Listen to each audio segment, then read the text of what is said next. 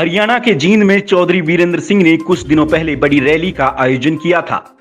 इस रैली के मंच से बीरेंद्र सिंह ने साफ साफ शब्दों में चेतावनी देते हुए कहा था कि बीजेपी और जेजेपी में गठबंधन रहता है तो वो पार्टी छोड़ देंगे।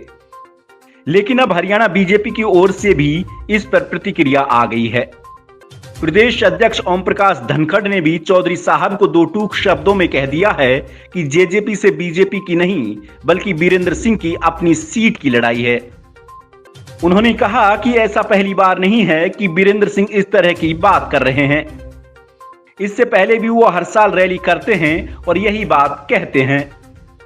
वो हर साल रैली करते हैं और ये बात उन्होंने कोई पहली बार नहीं कही है, पहले नहीं कही है। लेकिन बड़ी बात ये कही है, यही कहा है, उन्होंने पहले भी कहा था जब उनके यहाँ हम गए थे तब भी कहा था, पिछली बार भी उन्होंने रैली की थी। वो हर बार एक रैली अपनी करते हैं और उस नाते से उनके क्षेत्र की कठिनाई है, उनकी सीट की कठिनाई है उस नाते से। तो ये बात उन्होंने पहले भी कही। मैं और विप्लव देव जी थे जब उनके यहाँ उचाना में कार्यक्रम था तब भी कहा था।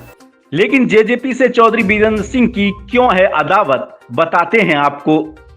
दरअसल उचाना वही विधानसभा सीट है जहां से मौजूदा डिप्टी सीएम दुष्यंत चौटाला ने चुनाव जीता था। उन्होंने इस सीट से बीजेपी की उम्मीदवार और चौधरी बीरेंद्र सिंह की पत्नी प्रेमलता को 47,452 वोटों के बड़े अंतर से मात दी थी। इसके बाद फिर डिप्टी सीएम यह ऐलान कर चुके हैं कि वो उचाना से ही लड़ेंगे, क्योंकि बीजेपी का जेजेपी के साथ गठबंधन है। ऐसे में 2024 में होने वाले विधानसभा चुनाव के दौरान जेजेपी बीजेपी से उचाना की सीट मांगेगी। इससे चौधरी बीरेंद्र सिंह की फैमिली का पत्ता कट सकता है।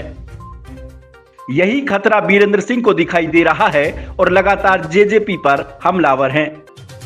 इसके अलावा चौधरी साहब के बेटे विजेंद्र सिंह अभी हिसार सीट से बीजेपी के लोकसभा सांसद हैं।